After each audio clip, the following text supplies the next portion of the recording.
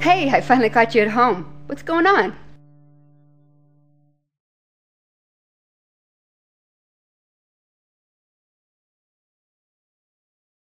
Oh, the usual. I've been shot at twice. I was called in for questioning by the cops and had an NSA agent threaten to blow my brains out. All the things men say to impress their women. Hey, called to see how much you miss me.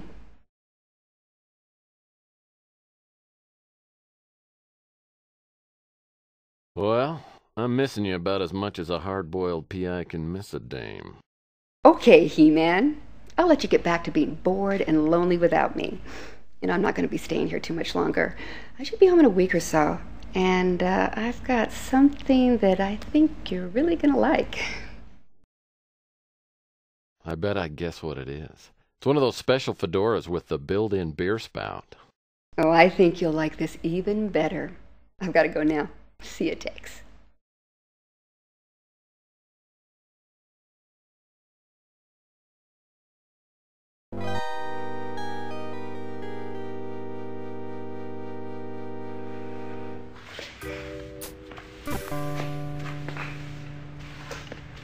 Come on in. Glad you came by. Have you had any problems with the cops? No, nothing serious. You want a drink? Sure. Bourbon. Straight up, right? Right. How'd you guess? Physiognomy. It's a hobby of mine. You can tell almost anything about a person by their facial features. So I guess I have a bourbon face. Something like that. Listen, Murphy, I've got to apologize for the other night. See, that note that Emily got shook me up pretty bad. Though, I didn't want her to know I was worried. Well, don't sweat it. I guess I kind of have a distrustful face. Of course, that'd be your department. Well, I do want to thank you. You saved Emily's life. So she's okay? She's pretty rattled. But she isn't hurt. If you'd come in any later than you did. She's upstairs, sleeping it off. I'm fine, Gus. I couldn't sleep anymore. Gus told me what you did. I don't know how to thank you. Well, I guess we cut it pretty close, but I'm glad you're okay. Thanks. Listen, Emily, it's not too much trouble. I'd like to ask you a few more questions. Come on, Murphy. She's been through enough already. Cops grilled her last night. Let's let it rest for a while. It's okay, Gus. I owe him. A couple more questions isn't gonna hurt me. Go ahead, Tex.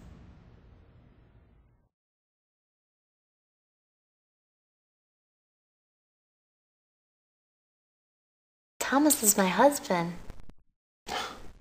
Pardon me for being stupid, but let me get this straight. You're Thomas Malloy's wife? Yeah, we were married about a year ago. So where's your husband? I don't know. Well, do you have any idea why he doesn't want you to know where he is? No. He just said it'd be better for me. Safer for me. I honestly don't know why he left. The man who attacked you last night took something from your apartment. Looked like a small box. Do you know what it was? No. I mean, I don't know what was in it. I couldn't figure out how to open it. How'd you get it? Well, Thomas sent it to me. I don't know why anyone would want it. How did it arrive? Through some delivery service. It was wrapped in plain brown wrapper. How'd you know Thomas sent it to you? Well, I recognized the handwriting on the outside of the wrapper. It was just plain brown paper. I threw it out, I guess. I don't know where it is. Actually, I'm feeling really beat. I'm gonna go back to bed. I'll see you guys later. She's a real trooper, isn't she? Yeah. Murphy, I really owe you. If you ever need a favor, just name it. Thanks. Keep that in mind. Right now, I need as much information as I can get about Malloy. I'll tell you what I know.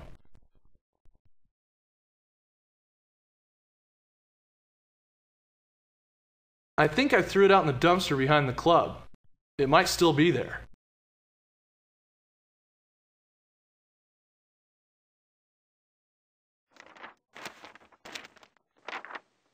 That looks like it could be the brown paper wrapper from the package Malloy sent to Emily. It's snagged up on the light post, though.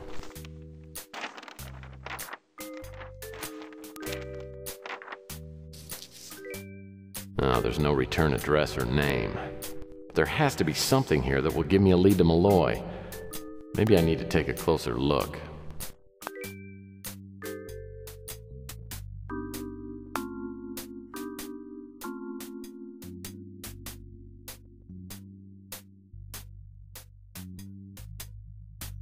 So, the microdot on the wrapper contains a PB meter number. Probably some kind of postal code. Must identify which post office the package was sent from. Now I just need to find someone who would know which post office that is.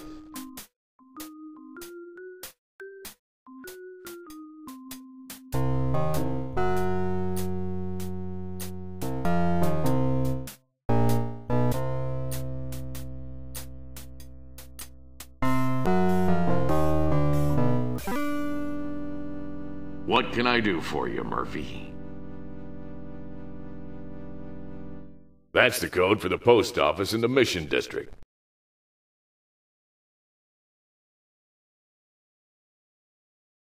I land my speeder outside the post office Mac referred me to.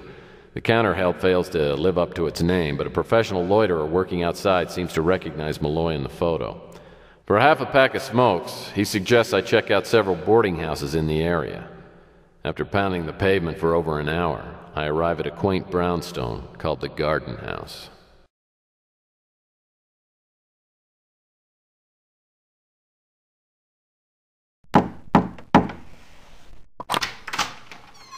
Hello there. What can I do for you? I'm looking for a man named Thomas Malloy. Is he staying here? Let me think. No, none of my guests is named Malloy. Here's a photograph of him. Oh, heavens, yes. He moved in last week. Such a nice man.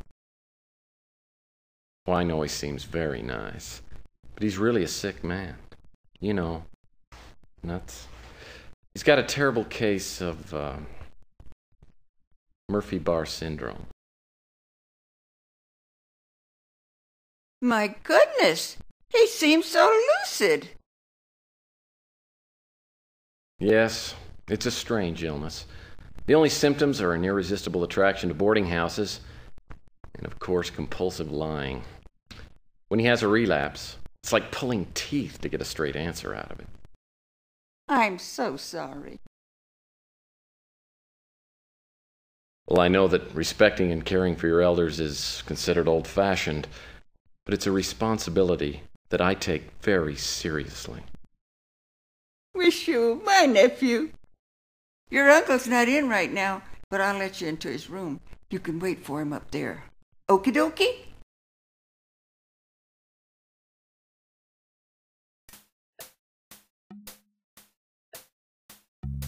A book of puzzles. Maybe it has some word searches in it. I love word searches.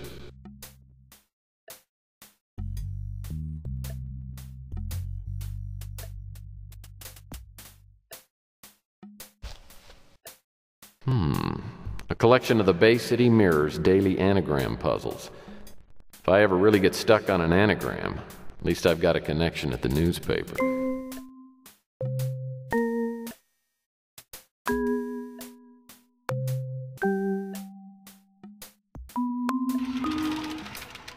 Cosmic Connection magazine.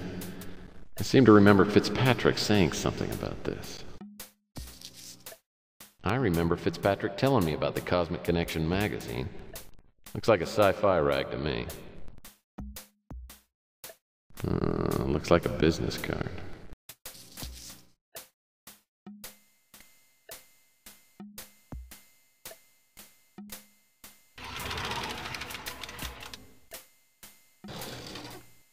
It's an envelope addressed to someone named Elijah Witt. Nothing to find here.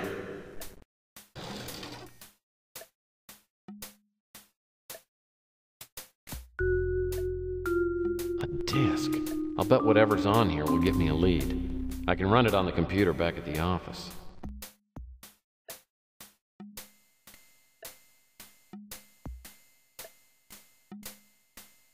It's all locked up.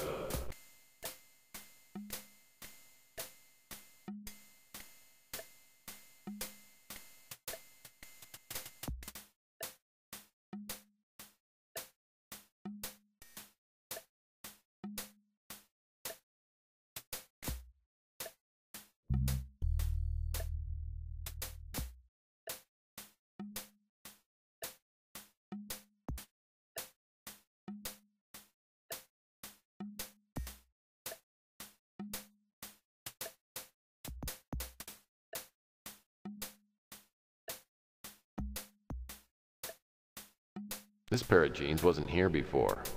I guess Malloy must have come back and then left again.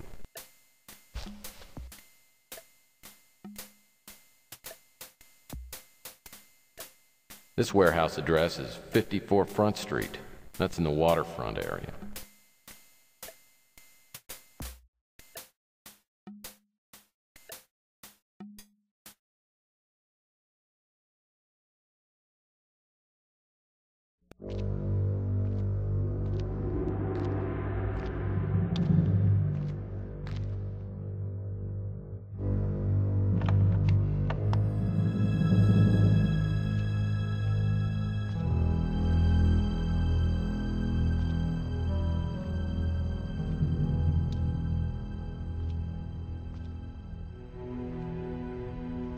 Dr. Thomas Malloy, I presume. You're NSA, aren't you? No, sir, I'm not NSA. My name's Tex Murphy, and I'm a private investigator. I was hired by a friend of yours. I don't have any friends, Mr. Murphy. Well, what about Gordon Fitzpatrick? Fitz. Good old Fitz. I wonder why he sent you after me. Are you all right? Give me some water, will you?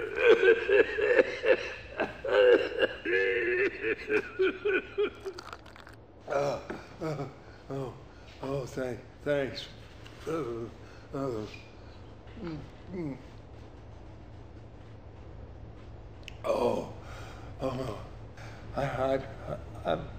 I've led an excessive life, and I'm afraid the bill is coming due. Now listen, Murphy. What I'm going to tell you could help Fitzpatrick continue my work. The only catch is I'll put you in the same danger I'm in. Don't let that stop you. Danger's a little like Jell-O. Always room for a little more. Ever hear of Project Blue Book? Sounds familiar. Have you ever heard of Roswell? Yeah. About 100 years ago, there was an apparent UFO crash, and the government came out and said it was just a weather balloon. A weather balloon? It was no damn weather balloon. It was a spacecraft. The Roswell incident was the greatest disinformation campaign of all time. So what was the connection between Roswell and Project Blue Book? Well, Roswell is where Project Blue Book became Project Blueprint. Now, you probably never heard about it, seeing as how you're still alive. Why do I have the feeling you're about to lower my odds in that department? Do you mind? In 1947, an alien spacecraft crashed in the desert outside Roswell, New Mexico. The wreckage was taken to the Air Force Base nearby for testing. And of course, they were looking for weapons. Sounds like the military hasn't changed too much. You don't mind me asking, Doctor, How do you fit into all of this? In 1984, I came on board Project Blueprint. My job was to carry on the work of deciphering the hieroglyphics found in the spacecraft. Anyway, in early 1996, word of a breakthrough spread throughout the complex.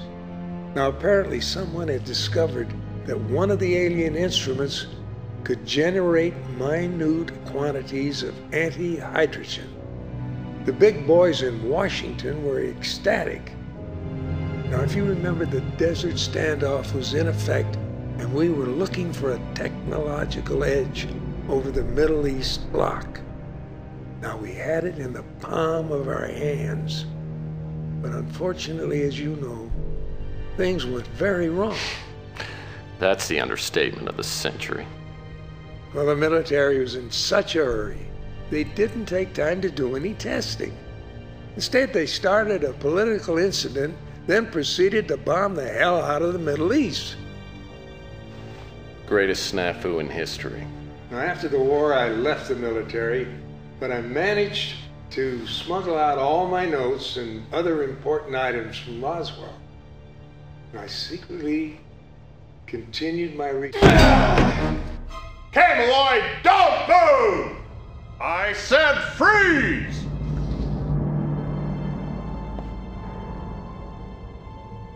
Don't be stupid. Put it down! Look, I'm supposed to bring you back alive, not in a body bag. Say so.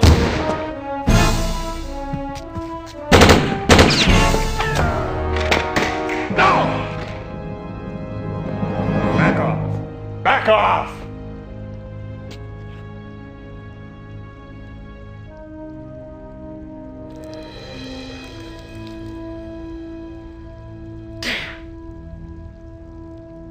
My orders were to bring in Malloy alive.